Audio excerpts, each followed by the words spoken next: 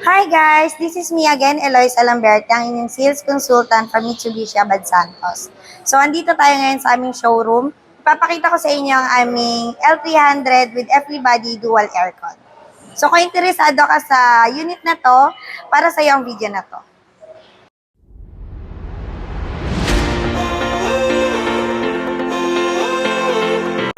So, pagdating naman sa ating engine, ang ating L300 ay naka 4N14, 2.2 liters, 4 inline, 16 valve, double overhead cam with turbocharged intercooler system.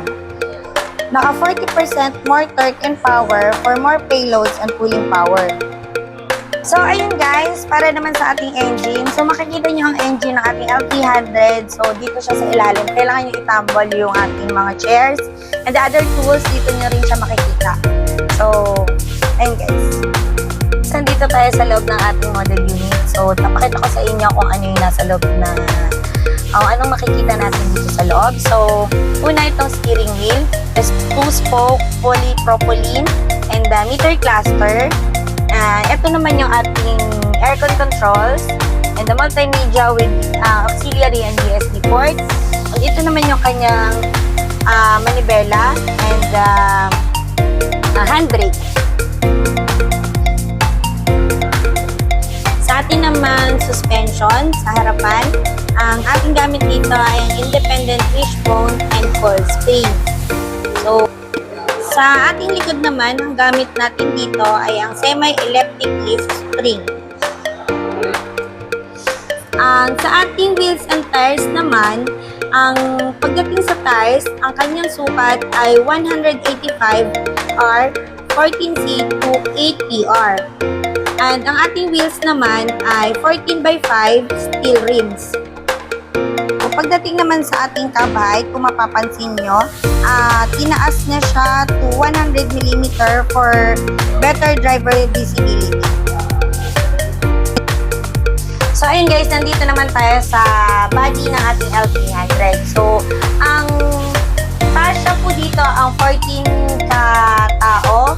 So, 7 and 7 dito sa kabilang side. So, meron din siyang ilaw dito. And ito guys, now open siya, itong kabilang side na to para sa mas malalaking cargo. And ang kagandahan ng L300 guys is naka-dual aircon siya. So dito sa body niya is malamig pa rin. So napo-fold din yung kanyang seats para sa mas malalaking cargo. And yung kanyang mga pinto for easy access. So, sobrang luwag kung gaano din kalaki yung kanyang body. Ganon din siya no-open. Mataas na rin, yung kanyang seat naman guys, yung kanyang hagdan naman dito, mas mababa na compared sa ibang unit na medyo mataas. So, mas easy access. So, yun guys.